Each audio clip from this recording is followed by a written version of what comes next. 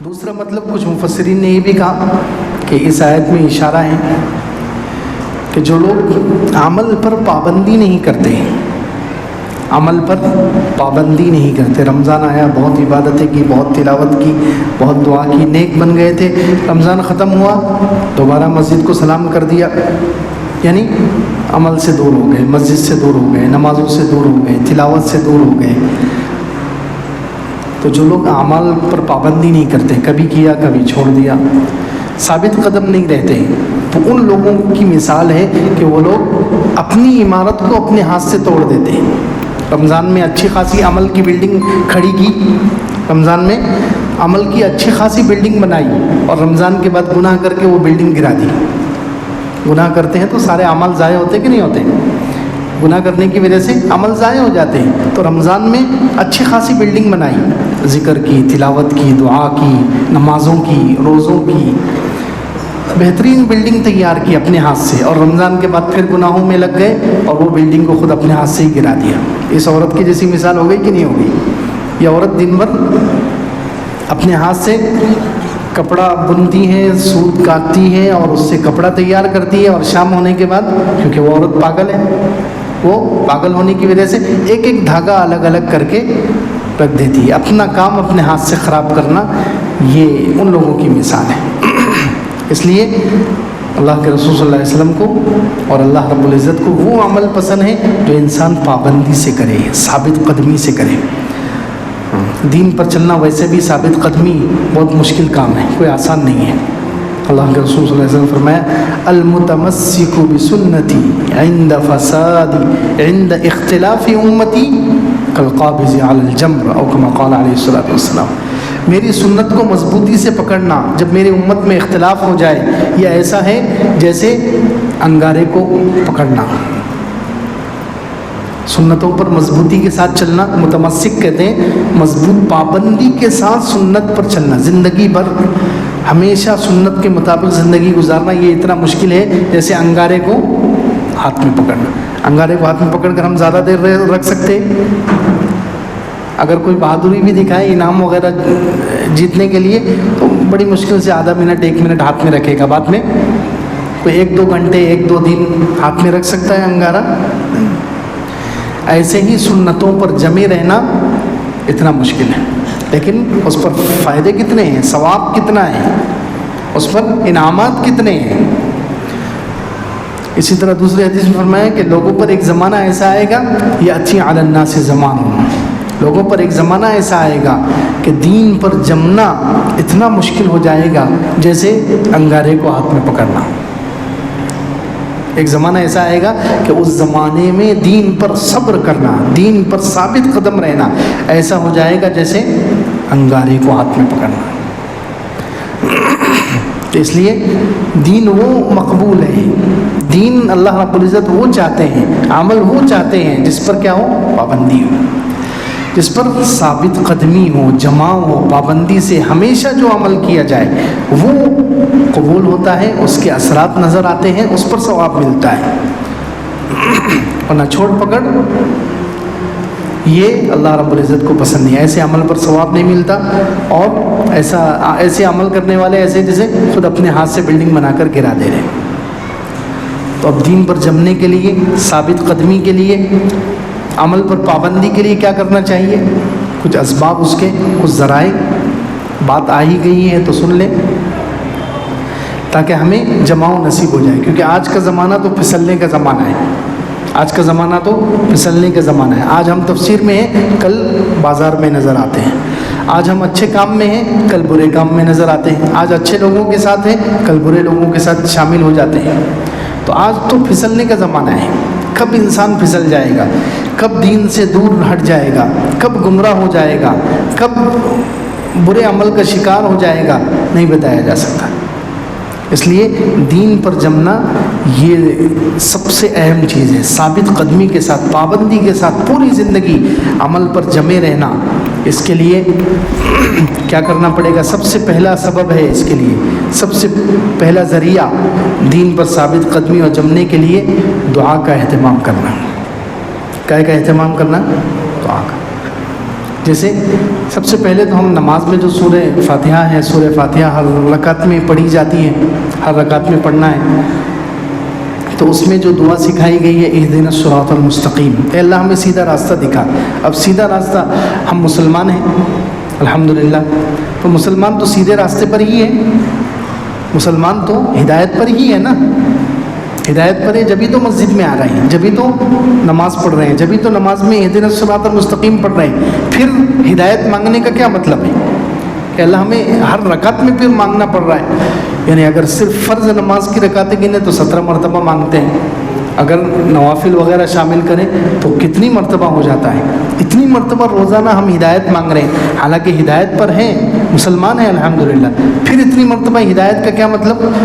تو کچھ علماء کہتے ہیں کہ یہاں پر ہدایت جو نماز میں مانگی جا رہی ہے اس سے مراد ثابت قدمی ہے کہ اللہ ہدایت تو مل گئی ہے ہمیں، لیکن اس پر جما دے ہمیں، اس پر ہمیں جب نماز میں ہم پڑھیں تو نیت کرنی چاہیے کہ اللہ ہمیں جما دے دین پر، نمازوں پر، عبادت پر، تلاوت پر، ذکر پر، اچھے کاموں پر۔ تو وہاں ہر نماز میں، ہر رکعت میں جو یہ دعا منگوائی جا رہی ہے اس کا مقصد کیا ہے کہ ہم ہدایت پر جمیں، ثابت قدمی مل جائے۔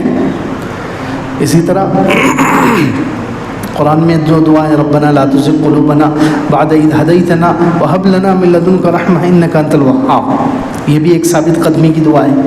اسی طرح حدیث میں تو کتنی دعائیں ہیں، اللہ کے رسول صلی اللہ علیہ وسلم خود دعا کرتے تھے اللہم یا مقلب القلوب ثبت قلبی علی دینک، اے دلوں کو پلٹنے والے میرے دل کو دین پر جما دے۔ حضور صلی اللہ علیہ وسلم بار بار روزانہ یہ دعا مانگتے تھے۔ صحابہ نے پوچھا کیا اللہ کے رسول صلی اللہ علیہ وسلم آپ کو ہم پر خطرہ ہے، یعنی خطرہ ہے کہ ہم اسلام سے پھر جائیں گے، آپ یہ دعا کیوں بار بار مانگتے ہیں؟ تو اللہ کے رسول صلی اللہ علیہ وسلم فرمایا کہ اصل میں دل اللہ رب العزت کی 2 انگلیوں کے درمیان ہے، جدھر چاہے اللہ تعالیٰ پھیر دیتا ہے، اللہ تعالیٰ جدھر چاہے پھیر دیتا ہے، اس لیے یہ دعا بار بار مانگنے کی ضرورت ہے کہ اللہ ہمیں دین پر جما دے، ہمارے دل کو دین پر ثابت قدمی عطا فرمائے۔ یہ ایک دعا اللہ کے رسول صلی اللہ علیہ وسلم مانگتے تھے۔ اسی طرح ایک اور دعا حدیث میں ہے اللہم انی اسألک الثبات فی الامر والعزیمۃ علی الرشد، اے اللہ دین کے کاموں میں مجھے ثبات، مضبوطی، ثابت قدمی نصیب فرما، والعزیمۃ علی الرشد، اور ہدایت پر عزیمت عطا فرما۔ یہ ایک دعا ہے۔ اسی طرح ایک اور دعا ہے اللہم انا نعوذ بک من الحور بعد الکور، یہ بھی استقامت کی دعا ہے، ثابت قدمی کی دعا ہے۔ اے اللہ میں پناہ چاہتا ہوں، اے اللہ ہم تیری پناہ چاہتے ہیں، اللہم انا نعوذ بک من الحور بعد الکور۔ کور کس کو کہتے ہیں؟ یہ پگڑی باندھی ہوئی ہے، امامہ، تو یہ امامے کا جو ایک پیچ ہے اس کو کہتے ہیں کور۔ امامے کا جو ایک پیچ ہے، ایک پیچ لیتے ہیں، پھر دوسرا پیچ لیتے ہیں، پھر تیسرا پیچ، تو یہ جتنے پیچ ہیں اس کو کہتے ہیں عربی میں کور۔ اے اللہ کور کے بعد حور سے حفاظت فرما، کیا مطلب کہ یہ جو دین پر ہمیں پیچ لگ گیا، دین کے اعمال پر جو پیچ لگ گئے، پیچ کہیں کھل نہ جائے، یہ پیچ کہیں کھل نہ جائے۔ یہ پگڑی کا پیچ کھل جائے گا تو پگڑی ڈھیلی ہو جائے گی، ایسے ہی ایک ایک پیچ کھلتا گیا تو ایک وقت آئے گا پگڑی پوری کھل جائے گی۔ تو ایسے ہی اللہ ہم دین پر چل رہے ہیں، دین پر جو ہمیں پیچ ملا ہوا ہے، دین کے نمازوں کے لیے ہم جاتے ہیں، 5 نمازوں کے لیے، تفسیروں کے لیے، دینی بیانات کے لیے، علمی مجلسوں کے لیے جو جاتے ہیں، یہ کور ہے۔ اے اللہ یہ پیچ جو پڑے ہوئے ہیں یہ کہیں کھل نہ جائیں اور ہم گمراہ نہ ہو جائیں، اس لیے فرمایا اللہم انا نعوذ بک من الحور بعد الکور۔ دین پر پیچ پڑ گئے ہیں، دین کے جو دین کے لیے چکر لگانے کی، مسجدوں میں چکر لگانے کی جو عادت ہے، یہ عادت کہیں چھوٹ نہ جائے۔ تو پہلا سبب ہے جمنے کے لیے، دین پر، اپنے اعمال پر ثابت قدمی کے لیے پہلا سبب، پہلا ذریعہ ہے دعا مانگنا۔ یہ دعائیں یاد ہونی چاہیے ہمیں، نوجوانوں کو تو یاد ہونی چاہیے، بوڑھے ہیں جو جلدی یاد نہیں ہوتی ان کو الگ بات ہے، نوجوانوں نے یہ سب دعائیں یاد کرنا چاہیے۔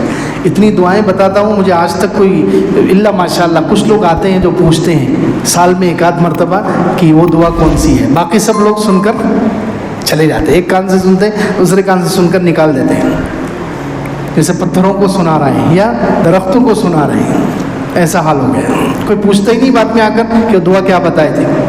سال میں ایک آدھ مرتبہ کوئی ایک بندہ آ کر پوچھتا ہے کہ دعا کون سی ہے، باقی کتنی بھی اچھی دعا بتا دو ایک کان سے سنتے ہیں دوسرے کان سے سن کر نکال دیتے ہیں. خیر، پہلا سبب ہے دعا. ثابت قدمی اور دین پر جمنے کے لیے دعا کرنی چاہیے. اگر یہ عربی دعائیں یاد نہیں ہو رہی تو اردو میں دعا کر لو، اللہ استقامت دے دے، اللہ ثابت قدمی دین پر جمنا نصیب فرما. ہر نماز کے بعد دعا کریں. دوسرا سبب ہے جمنے کے لیے قرآن کو سمجھ کر پڑھنا، غور کرنا، یا کم سے کم قرآنی مجلسوں میں شریک ہونا. قرآن تو اترا ہی ہے دین پر جمانے کے لیے. اللہ رب العزت نے فرمایا وَقَالُوا لَوْلَا نُزِّلَ عَلَيْهِ الْقُرْآنُ جُمْلَةً وَاحِدَةً. کافروں نے کہا کہ قرآن ایک ساتھ کیوں نہیں اترا. 19 پارے میں ہے. کافروں نے کہا، کفار مکہ نے، کہ قرآن ایک ساتھ کیوں نہیں اترا. جیسے پہلے زمانے میں تورات اتری تھی، پہلے زمانے میں حضرت موسیٰ علیہ السلام کو تورات ایک ساتھ، جتنی پوری کتاب ایک ساتھ اللہ تعالیٰ نے ان کے حوالے کر دی تھی. تو ایسے ہی قرآن پورے 30 پارے ایک ساتھ کیوں نہیں دیے گئے، آہستہ آہستہ اتر رہا ہے. 23 سال کے زمانے میں تھوڑا تھوڑا کر کے کیوں اترا ہے. تو یہ کافروں نے اعتراض کیا، لولا نزل علیہ القرآن جملۃ واحدہ. تو اللہ رب العزت نے کیا فرمایا، کذالک لنثبت بہ فؤادک. قرآن ہم آہستہ آہستہ اس لیے اتار رہے ہیں تاکہ اس کے ذریعے سے آپ کے دل کو جما دے. تو قرآن جب انسان پڑھے گا اور غور و فکر کے ساتھ، ترجمے کے ساتھ، غور و فکر کے ساتھ جب پڑھے گا تو انسان کو استقامت ملتی ہے، ثابت قدمی، دین پر جمنا آسان ہو جاتا ہے. قرآن انسان کو جما دیتا ہے. حضور صلی اللہ علیہ وسلم کے انتقال کے بعد پوری امت کو قرآن نے جما دیا. جب حضور صلی اللہ علیہ وسلم کا انتقال ہو گیا تو صحابہ کرام کی کیسی حالت تھی. حضرت ابو بکر گھر سے، مدینہ منورہ سے باہر تھے، مدینہ منورہ سے باہر دوسری بیوی کے پاس گئے ہوئے تھے حضرت ابو بکر. ادھر لوگوں کا کیا حال ہے، کسی کی زبان نہیں کھل رہی، کسی کی زبان نہیں کھل رہی، کسی کے آنسو نہیں رک رہے. حضرت عمر بے قابو ہو گئے، حضرت عمر جیسے آدمی بے قابو ہو گئے اور کہہ رہے ہیں کہ نہیں، جس نے کہا محمد صلی اللہ علیہ وسلم کا انتقال ہو گیا ہے میں اس کی گردن اڑا دوں گا. وہ تو ابھی گئے ہیں اللہ تعالیٰ کے پاس، جیسے موسیٰ علیہ السلام گئے تھے کوہ دور پر 40 دن کے لیے، حضور صلی اللہ علیہ وسلم بھی گئے ہیں، کچھ دن کے بعد واپس آ جائیں. حضرت عمر کہہ رہے ہیں، حضرت عمر کہہ رہے ہیں، اتنا صدمہ ٹینشن کی وجہ سے حضور صلی اللہ علیہ وسلم سے اتنی محبت ہے کہ حضور کا انتقال ہو گیا، یہ خبر کوئی سننے کے لیے تیار نہیں، برداشت کرنے کے لیے تیار نہیں. اتنا لگاؤ ہے حضور اقدس صلی اللہ علیہ وسلم سے، اتنی محبت ہے. اب حضرت ابو بکر آئے، جیسے معلوم ہوا حضرت ابو بکر کو، حضرت ابو بکر آئے اور حضور صلی اللہ علیہ وسلم کے پاس گئے، حضور صلی اللہ علیہ وسلم کو بوسہ دیا اور باہر نکلے. حضرت عمر سے کہا کہ بیٹھ جاؤ، اے آدمی، اے تلوار اٹھانے والے بیٹھ جا. تلوار لے کر کھڑے ہوئے تھے تو کہا کہ تلوار اٹھانے والے بیٹھ جا. 1 مرتبہ، 2 مرتبہ، 3 مرتبہ حضرت عمر نے سنی نہیں ان کی بات. حالانکہ کبھی ایسا نہیں ہوا کہ حضرت ابو بکر کوئی بات بولے اور حضرت عمر نہ سنے، ایسا نہیں ہوتا تھا یہاں. لیکن اتنا برا حال تھا حضرت عمر جیسے آدمی کا، تو دوسرے صحابہ کا کیا حال ہوگا اندازہ لگاؤ. حضرت عمر کیونکہ صحابہ میں دوسرے نمبر پر ہے، کتنے نمبر پر ہے؟ صحابہ میں دوسرے نمبر پر ہے، تو ان کا اتنا برا حال ہے، بے قابو ہو گئے وہ. تو باقی صحابہ تو ان سے درجے میں چھوٹے ہیں، تو ان کے دل کی کیا حالت ہوگی. تو پھر حضرت ابوبکر ممبر پر چڑھے اور ممبر پر چڑھنے کے بعد بہترین خطبہ دیا، یادگار خطبہ دیا، اور اس کے اندر وہ قرآن کی آیت پڑھی. ایک آیت نے پوری امت کو سنبھال لیا. وما محمد الا رسول، محمد صلی اللہ علیہ وسلم نہیں ہے مگر اللہ کے رسول. افئن مات او قتل انقلبتم علی اعقابکم، کیا اگر ان کا انتقال ہو جائے گا یا وہ شہید ہو جائیں گے تو کیا تم الٹے پیر پھر جاؤ گے؟ ومن ينقلب على عقبيه، جو الٹے پیر پھرے گا یعنی اسلام سے پھر جائے گا وہ اپنا نقصان کرے گا، اللہ کا کوئی نقصان نہیں ہے. تو صحابہ کرام کہتے ہیں حضرت عمر نے یہ آیت سنی فوراً بیٹھ گئے. اور کچھ صحابہ کرام کہتے ہیں ہمیں ایسا محسوس ہوا کہ یہ آیت آج ہی اتری ہے، حالانکہ زمانے سے اتری ہوئی ہے. حالانکہ غزوہ احد جب ہوا تھا جب ہی، یعنی 8 سال پہلے اتری ہوئی آیت ہے، لیکن اس وقت کسی کے ذہن میں نہیں تھی. حضرت ابوبکر نے یاد دلائی تو ایک آیت نے پوری امت کو جما دیا. پورے صحابہ کا ایمان سنبھال لیا ایک آیت نے. بعد میں کہتے ہیں ہفتے بھر یا کئی دنوں تک صحابہ کرام مدینہ منورہ کی گلی میں یہی آیت پڑھتے ہوئے چل رہے ہیں اور اپنے آپ کو تسلی دے رہے ہیں. تو سب غم دور ہو گیا, قرآن نے سنبھال لیا. قرآن انسان کو سنبھالتا ہے, قرآن جمع دیتا ہے, قرآن ثابت قدمی نصیب کرتا ہے.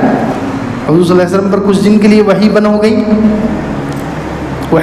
وحی کا آنا بند ہو گیا, وحی کا سلسلہ رک گیا.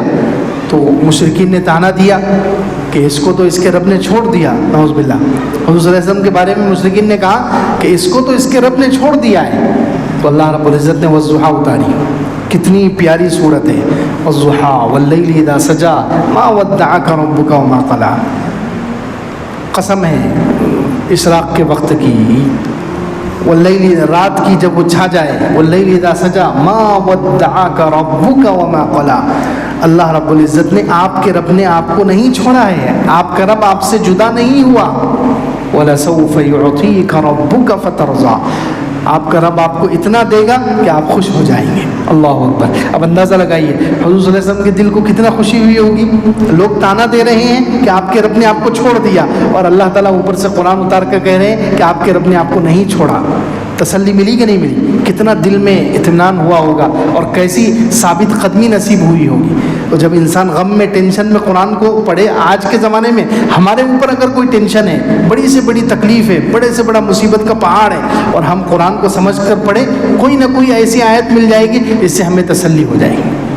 قرآن میں آج بھی قیامت تک کے لیے اللہ نے وہ تاثیر رکھی ہے کہ آپ ٹینشن میں, مصیبت میں, غموں کے پہاڑ میں آپ قرآن پڑھنا شروع کرو غور و فکر کے ساتھ. کوئی نہ کوئی ایسی آیت ملے گی, آپ کے دل کو تسلی ہو جائے گی, سارے غم دور ہو جائیں گے اور ثابت قدمی مل جائے گی. قرآن جماتا ہے, قرآن ثابت قدم رکھتا ہے. قرآن سے تعلق ہونا چاہیے. قرآن سے جو لوگ تعلق نہیں رکھتے پھر وہ پھسل جاتے ہیں, تھوڑا عمل کر کے پھر غائب ہو جاتے ہیں, کچھ دن عمل کرتے ہیں پھر چھوڑ دیتے ہیں. لیکن جو قرآن پر عمل کریں گے, قرآن سے تعلق رکھیں گے, قرآن کو پڑھیں گے, سمجھیں گے, یا خود پڑھنا نہیں آتا تو کم سے کم تفسیری مجلسوں میں آئیں سمجھنے کے لیے, تفسیری مجلسوں میں شریک ہوں, قرآن کو سمجھنے کی کوشش کریں کسی اور کے ذریعے سے, تو اس کے ذریعے سے ثابت قدمی نصیب ہوگی. اسی طرح ایک اور واقعہ سن لیں. غزوہ تبوک کے وقت ایک منافق تھا, جد بن قیس. 10ویں پارے میں یہ واقعہ گزر چکا ہے. تو منافق نے کیا کہا؟ منافق تھا وہ, دل کا بیمار. اس نے کہا کہ میں تبوک کی لڑائی میں نہیں آ سکتا. اللہ کے رسول صلی اللہ علیہ وسلم سے کہہ رہا ہے کہ میں تبوک میں نہیں آ سکتا. اور رسول صلی اللہ علیہ وسلم نے پوچھا کیا بات ہے, کیوں نہیں آ سکتے تم؟ تو اس نے کہا کہ آپ رومیوں سے لڑائی کرنے کے لیے جا رہے ہیں, اور رومیوں کی عورتیں بہت خوبصورت ہیں. دیکھو کیا کہہ رہا ہے, رومیوں کی عورتیں بہت خوبصورت ہیں, اگر میں آپ کے ساتھ لڑائی میں جاؤں گا تو کہیں میرا ایمان فتنے میں نہ پڑ جائے, میرا ایمان کہیں فتنے میں نہ پڑ جائے, میں کسی عورت کی محبت میں گرفتار ہو جاؤں گا, میرا ایمان خطرے میں آ جائے گا, اس لیے میں آپ کے ساتھ نہیں جا سکتا. اب دیکھو بہانہ کتنا اچھا بنایا اس نے, بہانہ بنایا. منافق ہے نا, بہانہ بنا رہا ہے. غزوہ تبوک میں اللہ کا حکم ہے, اللہ کے رسول صلی اللہ علیہ وسلم کا حکم ہے, چلنا ہے, لیکن وہ بہانہ کر رہا ہے. لیکن اس کا بہانہ اتنا اچھا تھا کہ کچھ صحابہ کرام کے دل میں خیال آیا کہ واقعتاً یہ کتنا بڑا متقی ہے, کتنا بڑا متقی ہے کہ عورتوں اس کی وجہ سے کہیں ایمان خطرے میں نہ پڑ جائے, اس لیے لڑائی میں شریک نہیں ہو رہا ہے. تو کچھ لوگوں کے دل میں خیال آیا کہ چلو ہم بھی رک جاتے ہیں, ہو سکتا ہے ہم بھی فتنے میں پڑ جائیں. تو اللہ رب العزت نے قرآن سنبھال لیتا ہے, قرآن سنبھال لیتا ہے. فوراً اللہ تعالیٰ نے آیت اتاری, وَمِنْهُمْ مَنْ يَقُولُ اُذَن لِّي وَلَا تَفْتِنِّي. کچھ لوگ کہتے ہیں کہ ہمیں اجازت دے دو, گھر پر ٹھہرنے کی اجازت دے دو, ہمیں فتنے میں مت ڈالو. یعنی آپ لے کر جائیں گے, ہم عورتوں کو دیکھ کر فتنے میں پڑ جائیں گے, ہمیں فتنے میں مت ڈالو. الا فی الفتنۃ سقطوا, یہ تو فتنے میں پڑ گئے, اللہ اور اس کے رسول کا حکم نہیں مانا, یہی فتنے میں پڑ گئے, اور ایسے لوگ جہنمی ہیں. ایسے لوگ کیا ہیں؟ جہنمی ہیں. تو قرآن نے جو صحابہ کرام کے دل میں خیال آ رہا تھا کہ یہ تو بہت بڑا متقی ہے, تو ان کے جیسے انہوں نے یہ آیت سنی تو ان کے سمجھ میں آ گیا کہ یہ تو دل کا مریض ہے, دل کا بیمار ہے, یعنی منافق ہے, یہ تو بہانہ کر رہا تھا, اس تقویٰ وقوع کچھ نہیں ہے, یہ بہانہ کر رہا تھا اپنی جان بچانے کے لیے, اللہ اور اس کے رسول صلی اللہ علیہ وسلم کے حکم سے پیچھے ہٹنے کے لیے. تو تو دین پر ثابت قدمی کے لیے، دین پر جماؤ کے لیے دوسرا عمل کیا ہے؟ قرآن سے تعلق ہونا چاہیے۔ قرآن سے تعلق ہوگا تو دین پر جمنا، قرآن کو اگر سمجھیں گے، غور و فکر کریں گے، قرآن کو پڑھیں گے ترجمے کے ساتھ، غور و فکر کے ساتھ، تو قرآن انسان کو جما دیتا ہے۔ قرآن کی وجہ سے دین پر ثابت قدمی نصیب ہوتی ہے۔ تیسرا عمل ہے دین پر ثابت قدمی کے لیے نصیحت پر عمل، جو ہم سن رہے ہیں اس پر عمل کرنا۔ یہ بہت مشکل کام ہے۔ ہم جمعے میں سنتے ہیں ہمیشہ کچھ نہ کچھ نئی بات، کچھ نہ کچھ عمل کی بات آتی ہے، لیکن ہم نصیحت پر عمل نہیں کرتے۔ تفسیر سن رہے ہیں ہر جمعے لیکن عمل نہیں، تو عمل نہیں کریں گے اگر نصیحت پر تو اس سے پیر پھسل جائے گا۔ اگر دین پر جمنا ہے، ثابت قدم رہنا ہے، تو اس کا ایک ذریعہ کیا ہے؟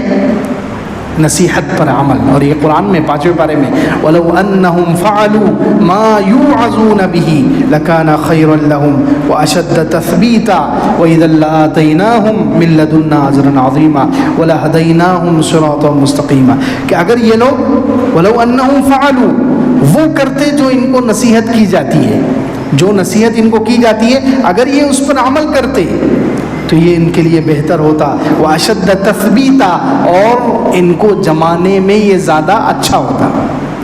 دیکھیے نصیحت پر عمل، جو نصیحت کی بات سنے انسان اس پر عمل کرے۔ اگر عمل کریں گے تو پھر دین پر جمنا نصیب۔ نصیحت کو اگر نظر انداز کر دیا، کان سے سن کر دوسرے کان سے نکال دیا، چھوڑ دیا، صرف کان کے مزے کے لیے سنتے رہے، تو پھر انسان دین پر کبھی جم نہیں سکتا۔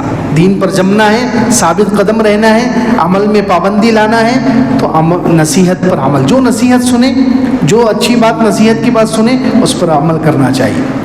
حضرت عمر ابن عبدالعزیز رحمۃ اللہ علیہ کے بارے میں کہ ان کو جو اللہ تعالیٰ نے اتنا بڑا مقام دیا، ان کو خلفائے راشدین میں سے شمار کیا جاتا ہے۔